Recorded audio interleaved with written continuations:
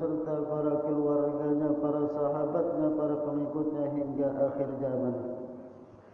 Ibadallah rijalallah aghisuna bi'adlillah wa qulu aunana lillah wa sanahda bifadlillah.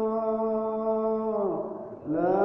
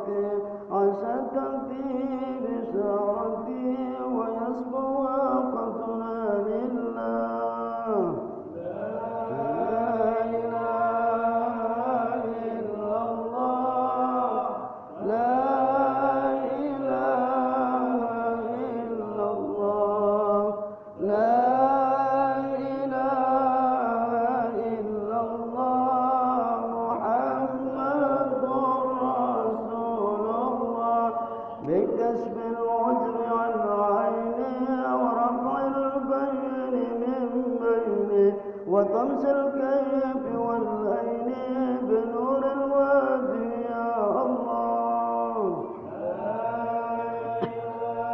لا إله إلا الله لا إله إلا الله لا إله إلا الله محمد رسول الله. صلاة الله ومولانا على من بالهدى هدانا ومن بالحق أولنا شفيع الخلق عند الله. لا إله إلا الله لا إله إلا الله لا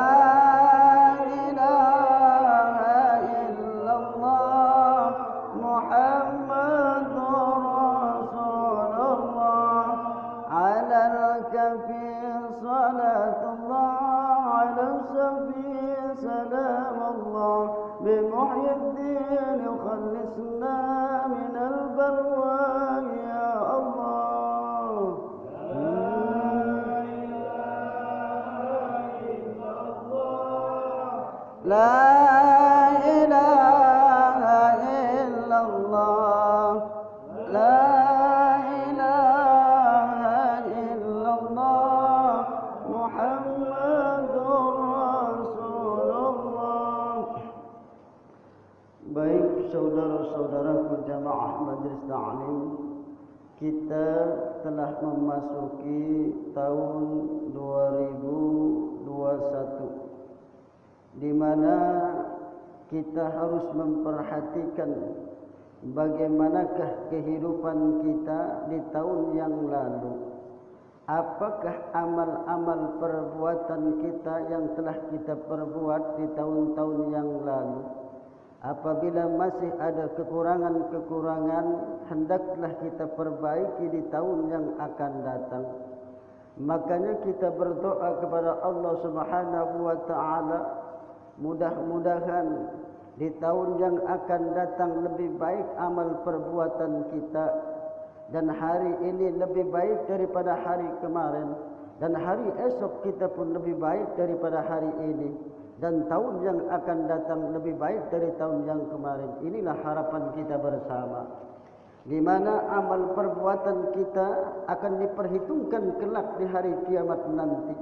Setiap diri kita, setiap manusia pasti akan diperhitungkan. Entah apakah amal itu. Tidak ada alasan bagi mereka. Orang-orang yang hidup di dunia ini akan pasti dipertanyakan oleh Allah Subhanahu wa taala. Apakah dia orang kaya? Apakah dia orang yang miskin? Apakah dia orang yang budak?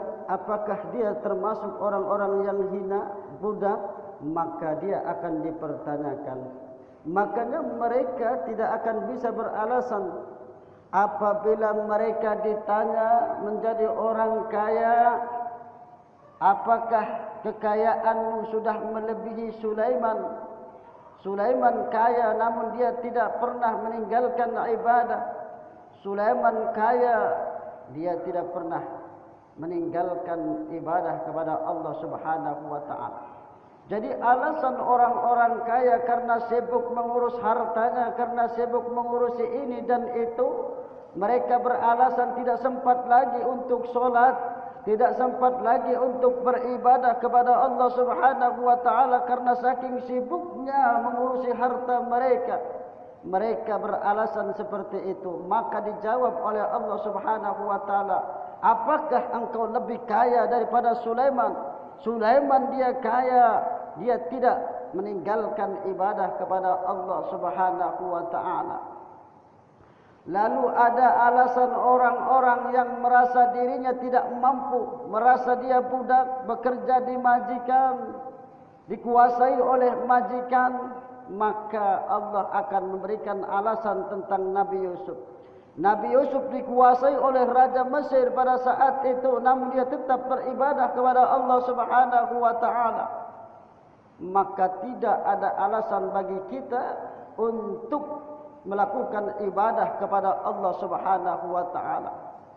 Orang yang miskin, mereka mengatakan bahwa dia tidak ibadah, dia tidak sempat ibadah karena sibuk mencari nafkah, karena sibuk mencari makan dan lain sebagainya. Maka Allah memberi alasan tentang Nabi Isa. Apakah Nabi Isa itu tidak fakir? Nabi Isa itu fakir, miskin, namun dia tetap beribadah kepada Allah Subhanahu wa taala. Ada orang yang sakit, beralasan dia sakit meninggalkan ibadah kepada Allah Subhanahu wa taala. Maka Allah memberikan alasan, apakah sakitmu lebih parah dari sakitnya Nabi Ayub? Orang yang sakit pun mereka beralasan meninggalkan ibadah, meninggalkan solat dan lain sebagainya. Namun Allah akan memberikan jawaban. Apakah sakitmu lebih parah dari sakitnya Ayub? 17 tahun Nabi Ayub sakit, namun dia tetap beribadah kepada Allah Subhanahu wa taala. Inilah. Jadi tidak ada yang bisa menolak alasan-alasan manusia pada saat itu. Orang kaya beralasan karena sibuk mengurusi hartanya. Orang miskin karena sibuk mencari makan dan lain sebagainya, sehingga meninggalkan ibadah. Orang yang merasa dirinya dikekang oleh majikan karena meninggalkan ibadah, namun diberikan alasan oleh Allah. Bermacam-macam mereka beralasan, namun ada jawaban dari Allah Subhanahu wa taala. Maka untuk beribadah dalam keadaan apapun kita tidak bisa dibenarkan. Kita sedang sakit pun kita harus tetap beribadah selama kita mampu. Tidak kuat untuk melakukan solat dengan duduk. Tidak kuat dengan duduk kita berbaring, walaupun kita di rumah berbaring.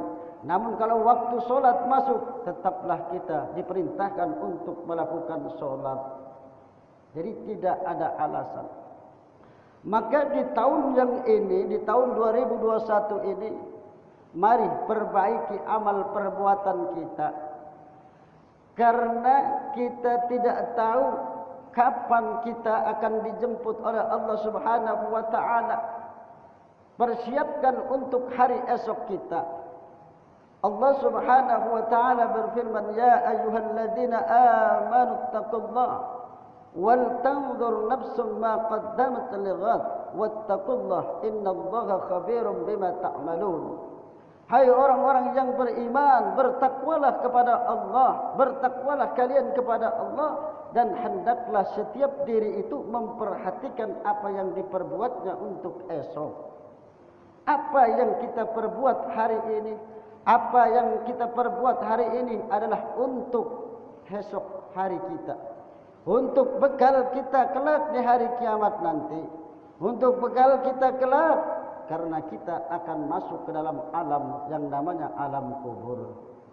Maka amal perbuatan itulah yang akan kita diperhitungkan oleh Allah Subhanahu wa taala di dunia ini. Makanya kata Nabi, al-kayyisu man dana nafsahu wa 'amila lima ba'dal maut.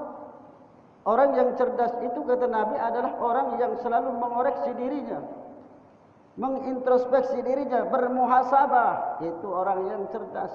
Dan mereka bersiap-siap beramal untuk sesudah kematiannya.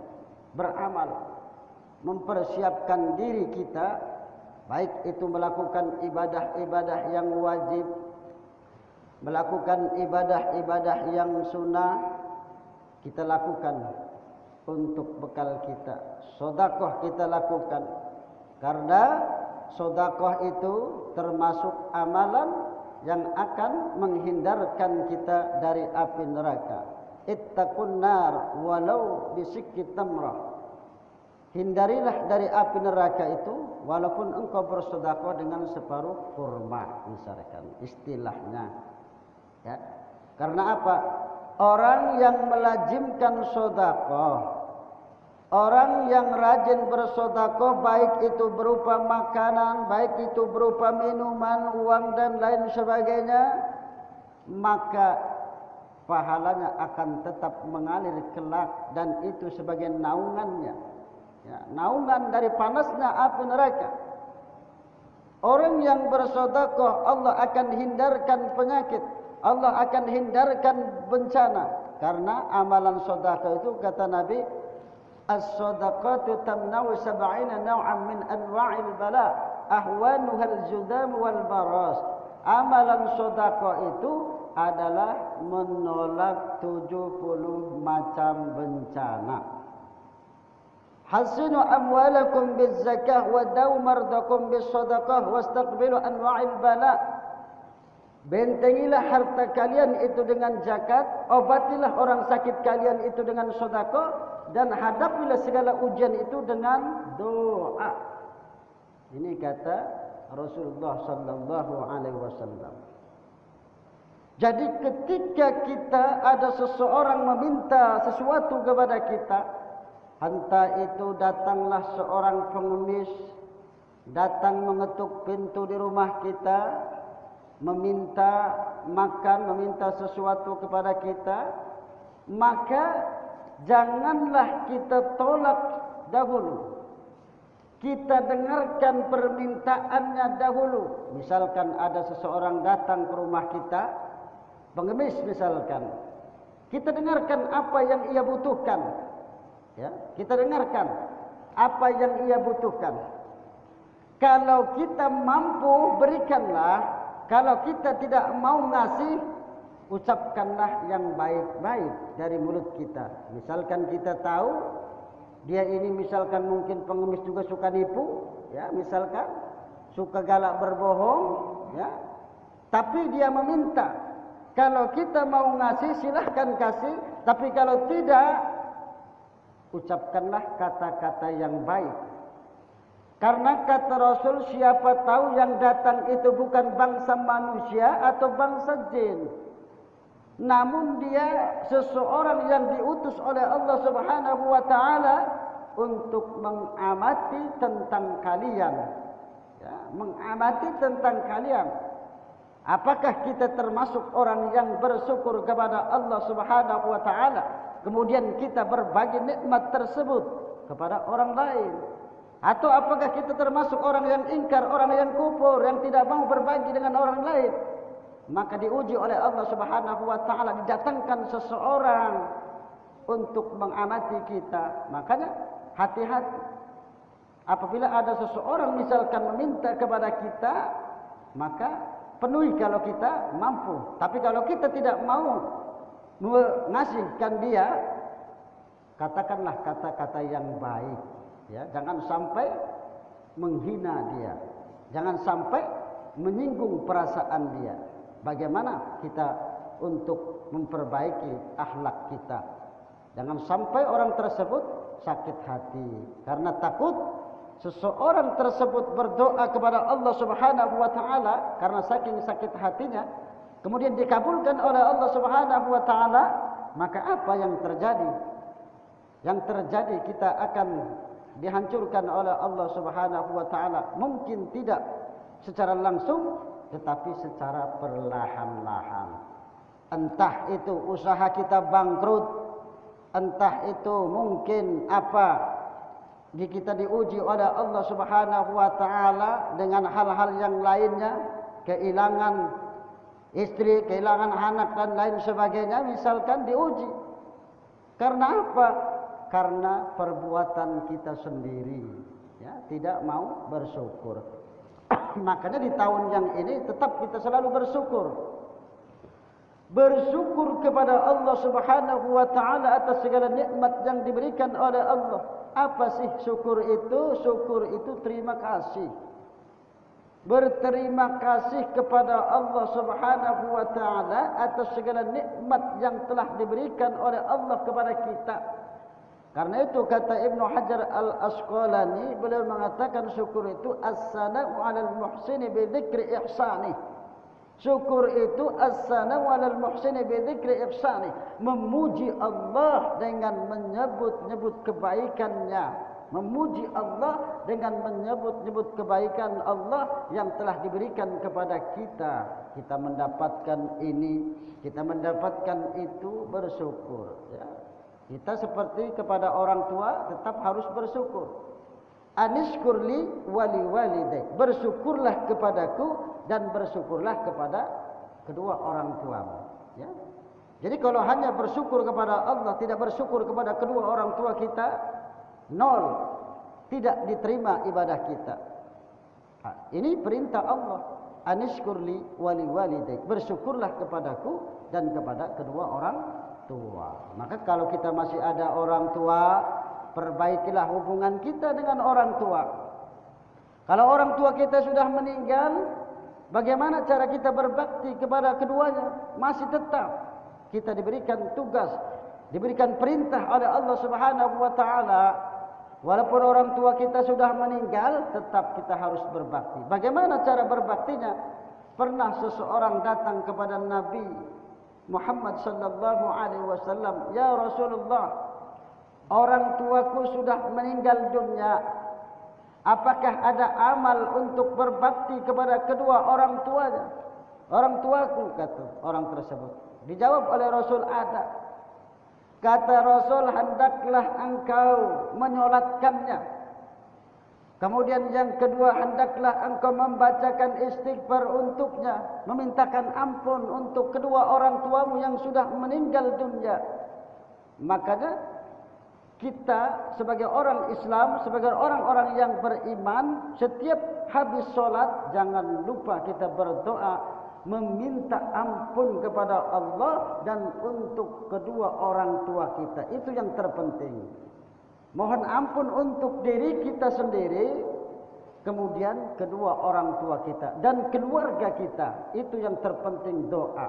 Tidak perlu doa panjang ini dan itu.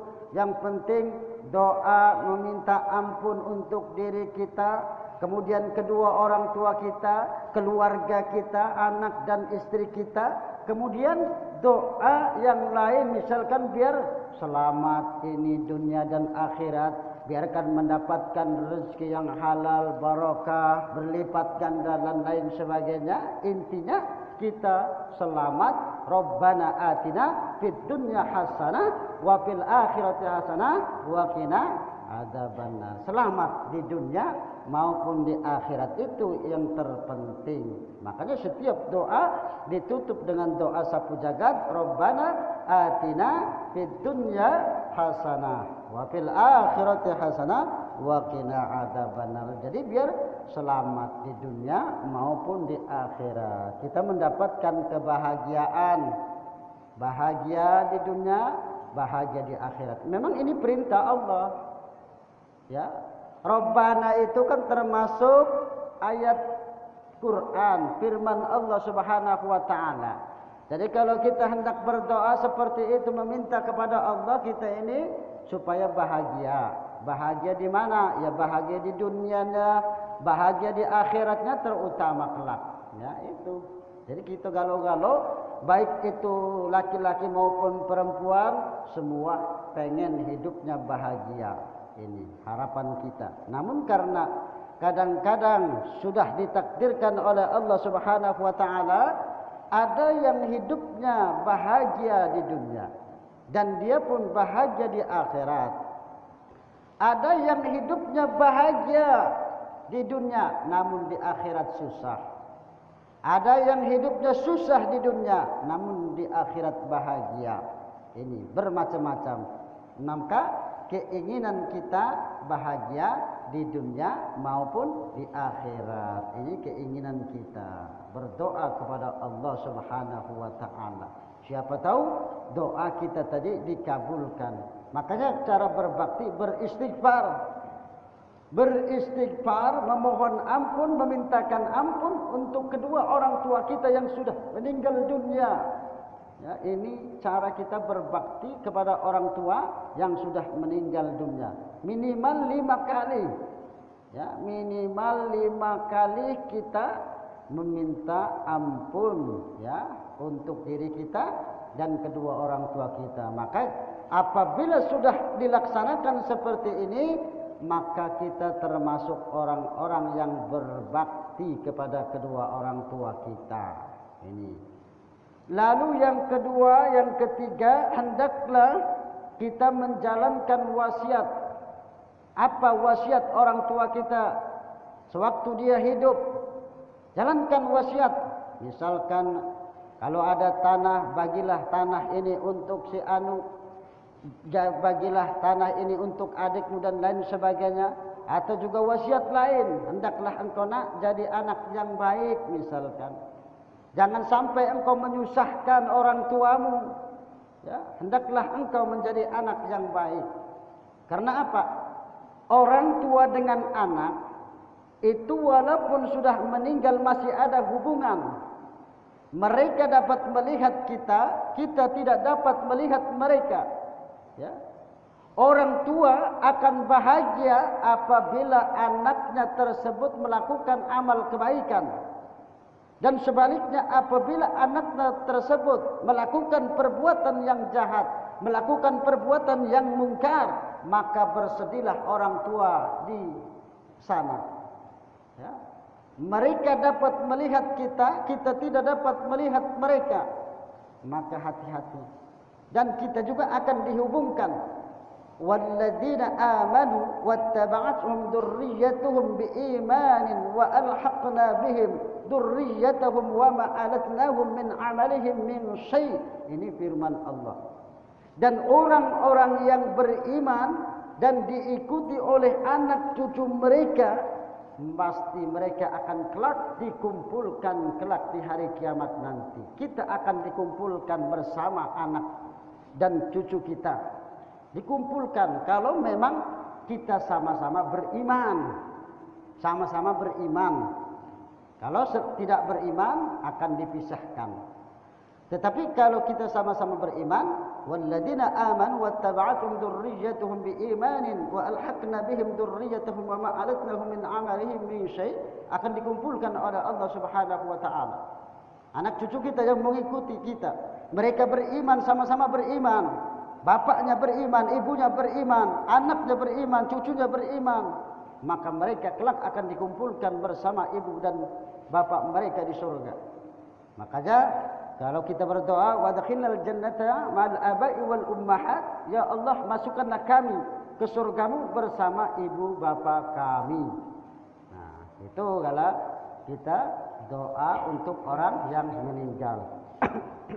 Jadi kalau kita ingin dikatakan menjadi anak yang berbakti, walaupun orang tua kita sudah meninggal dunia, hendaklah kita membacakan istighfar, menjalankan wasiatnya, kemudian hendaklah hubungkan kekerabatan. Saudara-saudara kita yang dahulu mungkin bermusuhan, hubungkan kekerabatan tersebut, jangan sampai putus dengan saudara-saudara kita. Kalau memang kita kasihan dengan orang tua kita, ya, kalau kita ingin dikatakan menjadi anak yang berbakti, jangan sampai saudara kandung, seayah dan seibu kita bermusuhan. Jangan, apalagi sampai memutuskan silaturahim, memutuskan hubungan dengan saudara. Ini termasuk dosa besar, dan kita menjadi anak yang durhaka, tidak berbakti kepada kedua orang tua kita. Lalu yang kelima, hendaklah kita perbaiki. Artinya apa? Kita menghormati teman-teman ayah dan ibu kita. Menghormati bahwa si fulan ini dulunya adalah teman bapak kita. Kita menghormati bahwa ibu ini dulunya teman ibu kita. Menghormati teman-teman ibu kita, menghormati teman-teman ayah kita. Itu cara kita berbakti kepada kedua orang tua kita yang sudah meninggal dunia. Ya, itu menjalankan istighfar, kemudian menjalankan wasiatnya, kemudian kita hubungkan kekerabatan persaudaraan, kemudian kita hendaklah menghormati para teman-teman ayah dan ibu kita. Maka kita bisa dikatakan menjadi anak-anak yang berbakti kepada kedua orang tua kita. Itu cara kita berbakti kepada orang tua yang sudah meninggal dunia. Ya. Maka di tahun ini perbaiki segala amal perbuatan kita. Perbaiki segala apa yang kekurangan-kekurangan kita di tahun-tahun yang lalu. Kita mungkin sering meninggalkan sholat 5 waktu, maka di tahun ini kita berusaha jangan sampai ketinggalan untuk melakukan sholat 5 waktu. Kita mungkin jarang beribadah, kita mungkin jarang bersedekah. Di tahun ini rajin-rajinlah kita bersedekah. Ya, rajin-rajinlah kita bersedekah, baik siang maupun malam. Karena kata Rasul, orang yang bersedekah pada suatu hari atau suatu pagi atau suatu malam, maka dia akan terhindar dari mati yang berbahaya, dari mati tersengat atau mati kejatuhan kerobohan sesuatu. Ya, tidak tersengat oleh kalajengking, mungkin tidak tersengat oleh ular yang berbisa, karena dia bersedekah baik pada pagi ataupun pada malam hari. Karena itu tidaklah seseorang itu bersedekah pada suatu pagi atau suatu malam, maka orang itu akan terhindar dari mati tersengat, Entah itu tersengat listrik lah mungkin, atau tersengat kalajengking, satu ular dan lain sebagainya, atau kejatuhan bangunan misalkan, itu akan terhindar karena sedekah tadi. Karena ada suatu cerita di zaman Nabi Allah Sulaiman alaihi salam. Di zaman itu ada seseorang, dia ada pohon di depan rumahnya tersebut, kemudian ada burung elang. Setiap burung elang ini beranak, orang tersebut mengambil anak-anak burung tersebut. Sehingga apa? Sehingga bersedihlah ibunya. Ya. Maka dia ini melaporkan kepada Nabi Allah Sulaiman alaihi salam, ya Nabi Allah, ada seseorang yang sering mengambil anak-anakku. Ya, setiap aku bertelur menetaskan anak-anakku diambilnya oleh orang tersebut. maka dipanggillah orang tersebut oleh Nabi Allah Sulaiman alaihi salam. Jangan sampai, kata Nabi Allah Sulaiman, jangan lagi engkau berbuat seperti itu. Jangan lagi engkau berbuat seperti itu. Ya, dipanggillah orang tersebut. Ya, jangan sampai berbuat seperti itu. Maka disuruhlah oleh Nabi Allah Sulaiman alaihi salam dua setan. Apabila orang tersebut melakukannya lagi, maka dibelah tubuhnya. Ya, dibuang saja tubuhnya, dibelah ke timur ke barat. Kalau dia melakukan lagi, mengambil anak-anak burung tersebut. Nah, sudah terjadi perjanjian dengan Nabi Allah Sulaiman alaihissalam dengan orang tersebut. Lama kelamaan orang tersebut lupa. Ya, dia masih tetap mengambil anak burung yang berada di atas pohon tersebut. Nah, maka apa yang terjadi? Orang tua atau ibu dari elang tersebut bingung, melaporkan lagi kejadian tersebut kepada Nabi Allah Sulaiman alaihissalam. Maka Nabi Allah Sulaiman alaihissalam memanggil dua setan tadi yang ditugaskan, karena Nabi Allah itu dia menguasai bangsa jin dan bangsa manusia pada waktu itu. Bala tentara dari Nabi Allah Sulaiman alaihissalam itu dari bangsa jin, bangsa setan, dari bangsa manusia, ya. Seluruh bangsa jin, bangsa setan itu tunduk dengan Nabiullah Sulaiman alaihissalam pada saat itu. Maka dipanggillah dua setan yang diberikan tugas oleh Sulaiman alaihissalam tadi. Kenapa engkau tidak menjalankan tugasku? Kata Nabiullah Sulaiman alaihissalam. Rupanya apa? Ya Nabi Allah, aku ini menjalankan tugasmu. Aku setiap hari menunggu pohon tersebut, menunggu elang tersebut. Ya. Tetapi ketika itu orang tersebut ketika hendak memanjat pohon, dia memberikan makan seseorang. Dia bersedekah.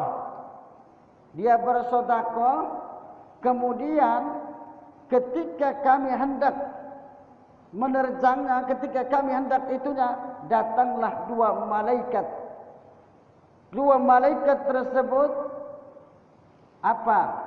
Artinya dua malaikat itu membuat kami tidak dapat melihat orang tersebut, dan kami dilemparkan oleh kedua malaikat itu, yang satu ke barat dan yang satu ke timur. Karena apa? Karena sedekah tadi. Ya, seharusnya orang tersebut akan celaka, tetapi karena dia sedekah dihindarkan celakanya. Ditolong oleh Allah Subhanahu wa taala, dilindungi oleh dua malaikat tersebut. Makanya kata Nabi, tidaklah terbit di pagi hari itu, tidaklah terbit matahari itu kecuali ada dua malaikat yang seruannya itu didengar oleh seluruh makhluk. Yang seruannya itu didengar oleh seluruh makhluk kecuali bangsa jin dan manusia yang tidak dapat mendengar seruan dua malaikat tersebut. Apa seruan malaikat tersebut? Ya Allah, katanya, berilah ganti bagi orang-orang yang menginfakkan hartanya di jalan Allah Subhanahu wa taala. Berilah mereka ganti. Kemudian yang satunya lagi berdoa, ya Allah, berilah kehancuran, kerusakan bagi orang-orang yang menahan hartanya. Jadi setiap pagi itu ada dua malaikat yang selalu berseru mereka supaya bersedekah. Jangan sampai mereka menjadi orang-orang yang kikir. Orang yang kikir itu jauh dari Allah, jauh dari surga, jauh dari manusia, dekat dengan neraka. Itu orang kikir. As-sakhiyun qaribun min Allah, qaribun minal jannah, qaribun minan nas, ba'idun minan nar. Ba'idun minan nar. Orang yang dermawan itu dekat dengan Allah, dekat dengan surga, dekat dengan manusia, jauh dari neraka. Sedangkan orang kikir, al-bakhilu, orang bakhil itu ba'idun minallah, ba'idun minal jannah, ba'idun apa? Ba'idun minan nas. Orang kikir jauh dari Allah, jauh dari manusia, jauh dari surga dan dekat dengan apa? Neraka. Qaribun minan nar. Jadi di tahun ini kita berusaha untuk memperbaiki amal perbuatan kita.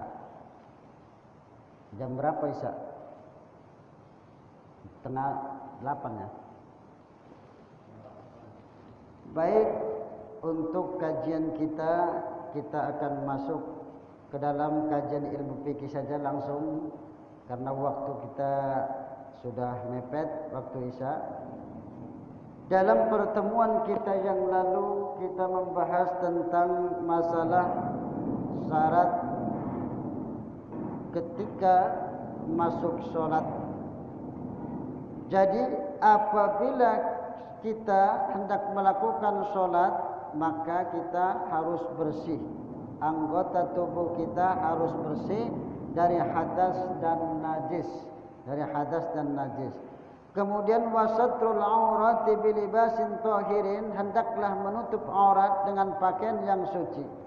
Kemudian wal wukuf ala makanin tahirin, berdiri di tempat yang suci. Wal ilmu bidukhulil waqti, mengetahui masuk waktu. Wa istiqbalul kiblati, dan menghadap kiblat. Itu pertemuan kita yang lalu. Kita akan melanjutkan pertemuan kita, yakni tentang wa arkanus sholati samaniyata asyara ruknan. Tentang rukun sholat itu ada 18. Tentang masuk ke dalam rukun sholat. Yang pertama apa? Yang pertama adalah an-niyat. Niat. Yang pertama niat. Niat itu termasuk rukun. Orang yang tidak mempunyai niat itu tidak diterima, ya, tidak sah salatnya. Innamal a'malu binniyat, kata Rasul, sesungguhnya amal itu tergantung dari niat mereka. Ya, niat kita, apa niat kita? Niat kita itu nak salat duhur misalkan, harus disebutkan niatnya. Niat baik sholat, ya sholatnya sholat apa? Apakah sholat sunnah? Apakah sholat fardu? Apakah sholat duhur? Apakah sholat isya? Harus disebutkan niat kita. Ya, memang ada, kita kan dari rumah sudah niat hendak melakukan sholat. Iya, sholatnya sholat apa niatnya itu? Apakah sholat maghrib? Apakah sholat isya? Ya harus disebutkan. Walaupun niat itu memang di dalam hati. Niat itu. Kalau tentang usolli itu untuk kita agar jangan sampai lupa, ya, mengingatkan, tapi niat yang sebetulnya itu di dalam hati kita, ya. Makanya niat ini termasuk rukun. Orang yang tidak berniat maka amalannya itu tidak sah, mendapatkan pahala. Makanya niatul mukmin khairum min amalihi. Niat orang mukmin itu lebih baik daripada amalnya. Niat kita sudah hendak melakukan perbuatan baik, itu sudah mendapatkan pahala. Ya, niatul mukmin khairum min amalihi. Niat orang mukmin itu lebih baik daripada amalnya. Tapi lain halnya kita hendak berbuat jahat. Kalau perbuatan jahat itu sebelum dilakukan, itu belum ditulis. Ya. Tapi kalau kita sudah niat berbuat baik, hendak ikut pengajian misalkan, hendak ikut ustadz pengajian, itu sudah ditulis, mendapatkan kebaikan kita. Tapi kalau hendak berbuat jahat, itu belum ditulis. Ya. Sampai dia melakukan kejahatan tersebut, itu ditulis, dibalas oleh Allah 1 kali. Dan juga malaikat yang sebelah kanan itu menegur, hendak ditulis oleh malaikat sebelah kiri, ditegur oleh malaikat yang sebelah kanan. Nanti jangan ditulis dulu, nanti dia nak bertobat. Ditunggulah selama 6 jam oleh malaikat sebelah kiri tersebut, belum ditulis. Kalau dia melakukan kejahatan, ditunggu selama 6 jam. Kalau dia beristighfar, kalau beristighfar tidak tertulis. Nah ini, Masya Allah, jadi kita kan ya Ditegur oleh malaikat sebelah kanan, jangan tulis dulu katanya. Jangan tulis dulu, nanti mungkin dia beristighfar. Makanya sholat itu menghapus dosa-dosa. Sholat itu kan diumpamakan seperti sungai yang mengalir di depan rumah kita, menurut sabda Nabi. Sungai yang mengalir di depan rumah kita, lalu kita mandi dalam sehari semalam itu 5 kali. Apakah masih ada tersisa kotoran? Ya, kate kan? Kalau kita mandi setiap hari 5 kali bersih badan kita. Begitulah sholat diumpamakan, membersihkan dosa-dosa. Ya, maka sangat penting yang namanya sholat ini jangan kita remehkan. Awal yuhasabu biha al-'abdu yaum al-qiyamah. Perbuatan hamba yang pertama kali akan dihisab itu tentang sholat kita. Kalau sholat kita baik, yang amalan yang lain pun akan baik. Sholat kita buruk, amalan yang lain pun buruk. Karena perhitungannya sholat. Ya. Kita lihat orang yang beriman, kita lihat orang-orang yang memiliki karamah, ya, yang bisa terbang, misalkan yang bisa berjalan di atas air, jangan mudah kita percaya. Dikatakan dia seorang wali lah, seorang inilah. Kita lihat apakah dia melakukan sholat atau tidak. Ya. Karena bisa saja seorang dukun karena dengan bantuan bangsa jin dia seperti itu. Bukan karena kroma, tapi istidraj. Ya. Dibantu oleh bangsa jin, dibantu oleh setan, dia mampu melakukan hal-hal yang aneh. Jadi lihat dulu tentang ibadahnya orang tersebut. Kalau memang orang tersebut bisa ada kelebihan, misalkan tentang orang itu bisa ini, bisa itu. Apakah dia rajin beribadah? Kalau dia tidak pernah sholat, berarti apa? Setan itunya. Ya, itu setan berbentuk manusia. Hati-hati. Jangan mudah kita percaya dengan orang-orang seperti itu. Memang dikabul, memang. Permintaan kita, minta ini, minta itu, dikabulkan.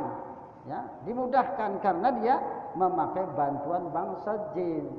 Ya, dikabulkan. Tapi lihat nanti, akhirnya susah bagi kita. Baik Bapak dan Ibu, karena waktu akan hujan,